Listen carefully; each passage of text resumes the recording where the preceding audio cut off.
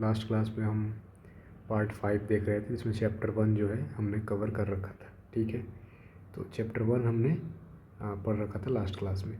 इस लेक्चर में हम चैप्टर 2 के बारे में देखेंगे। ठीक है, चैप्टर 1 हमारा कंप्लीट है। चैप्टर 2 जो है वो पार्लियामेंट के बारे में बताता है। ठीक है, तो हम क्विक रिवीजन के तौर पे इसको देख रहे हैं। ठीक है, तो आर्टिकल 79 जो है वो पार्लियामेंट के बारे में बताता है। ठीक है, सिमिलरली आर्टिकल 18 जो है वो राज्यसभा के गठन के बारे में बताता है। 81 लोकसभा के गठन के बारे में बताता है। 82 जो है वो री एडजस्टमेंट आफ्टर एवरी सेंसस, ठीक है, वो बताता है। 83 duration of house of parliament, ये बताता है। 84 जो है वो qualification for membership of parliament, ठीक है। 85 पार्लियामेंट के सेशन या उसके विघटन या सत्रावसन के बारे में बताता है। 86 जो है वो प्रेसिडेंट सदन को संबोधित या संदेश देने का अधिकार जो है वो आर्टिकल 86 में है। ठीक है, आर्टिकल 87 जो है जो प्रेसिडेंट हैं वो स्पेशल एड्रेस सदनों को दे सकते हैं। ठीक है, प्रेसिडेंट है दोनों सदनों को विशेष एड्रेस, स्पेशल एड्रेस दे सकते हैं। ठीक है, 88 में क्या है कि मिनिस्टर्स और अटॉर्नी जनरल के rights as to respect the houses that Lok Sabha and Rajya Sabha, ये 88 तक है। ठीक है, उसके बाद इसके बाद जो अपन का आ जाता है ना 89 से 89 टू 89 टू 98, 89 टू 98 में क्या आता है,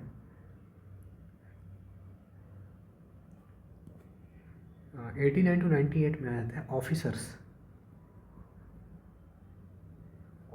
of parliament, officers of parliament आ जाता है इसमें। तो हम 89 से 98 तक ऑफिसर्स ऑफ पार्लियामेंट के बारे में, तो आर्टिकल 89 से जो 98 तक है वो है ऑफिसर्स ऑफ पार्लियामेंट के बारे में।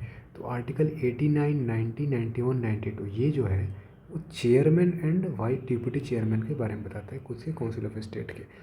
आर्टिकल 93 टू 96 जो है वो स्पीकर और डिप्टी स्पीकर में बता देता है हाउस ऑफ पीपल में। ठीक है, 97 सैलरीज और अलावेंस इनके बारे में बताता है, इनके जो डिप्टी स्पीकर और चेयरमैन जो है ना उनके बारे में।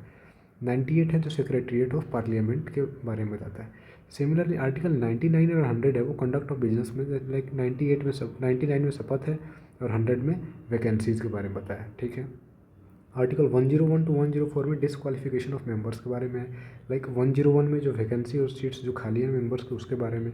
102 में डिसक्वालिफिकेशन ऑफ मेंबर। 103 में जो डिसक्वालिफिकेशन हुआ है उसका जो क्वेश्चंस हुआ है ना उसका डिसीजंस पे है।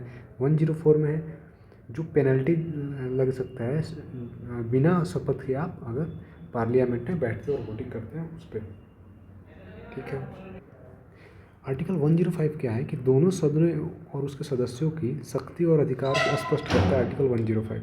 106 क्या बोलता है उनको सैलरीज और अलावेंस के बारे में।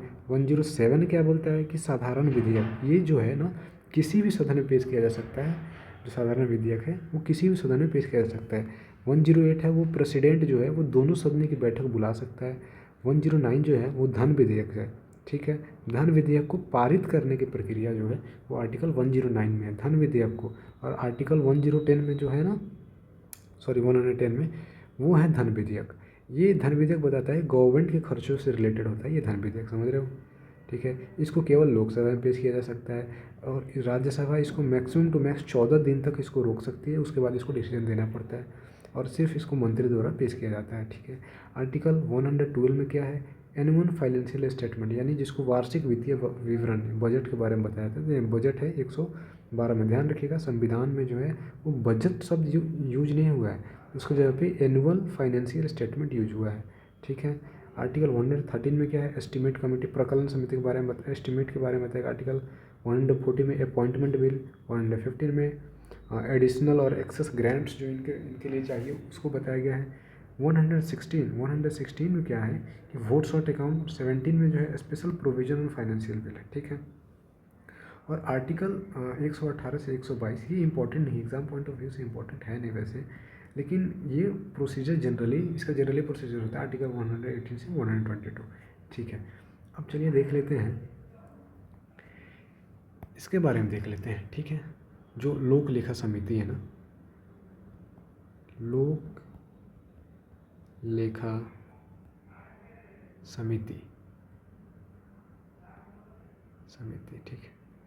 अच्छा, लोक लेखा समिति में जो टोटल मेंबर्स हैं, ठीक है, इसमें जो टोटल मेंबर्स हैं वो कितने हैं, तो 22 हैं। टोटल मेंबर कितने हैं, 22 है।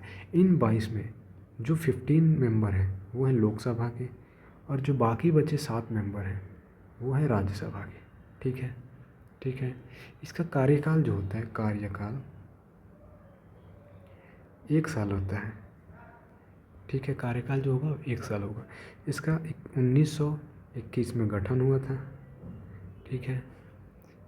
और जिसके अध्यक्ष जो होते हैं, लोक लेखा समिति के अध्यक्ष जो होते हैं वो कौन होते हैं, तो विपक्षी दल के नेता होते हैं, विपक्षी दल के नेता, ठीक है, सदस्य होते हैं। और इसका कार्य क्या होता है, कार्य, ठीक है, इसका कार्य क्या होता है, वर्क, कार्य जो होता है वो धन की जांच करना, धन की जांच करना। इसका कार्य क्या होता है, तो धन की जांच करना होता है, ठीक है, ठीक है। ये हो गया लोक लेखा समिति। उसके बाद आ जाता है एक आता है प्राक्कलन समिति, प्राक्कलन समिति, प्राक्कलन समिति, ठीक है। एस्टीमेट कमेटी बोलते हैं। इसमें जो है वो मेंबर्स जो हैं वो टोटल मेंबर्स 30 मेंबर्स हैं, और टोटल जो मेंबर हैं वो लोकसभा के हैं, ठीक है, टोटल लोकसभा के मेंबर होते हैं, ठीक है। इसका जो अध्यक्ष जो होता है, जो करंट में जो सत्ताधारी पार्टी होती है उसके दल का सदस्य कोई होता है, ठीक है। और इसका कार्य जो होता है वो क्या होता है, बजट, इसका कार्य जो होता है वो बजट को तैयार करना होता है, ठीक है, तैयार करना होता है। तो ये चीज़ें हैं।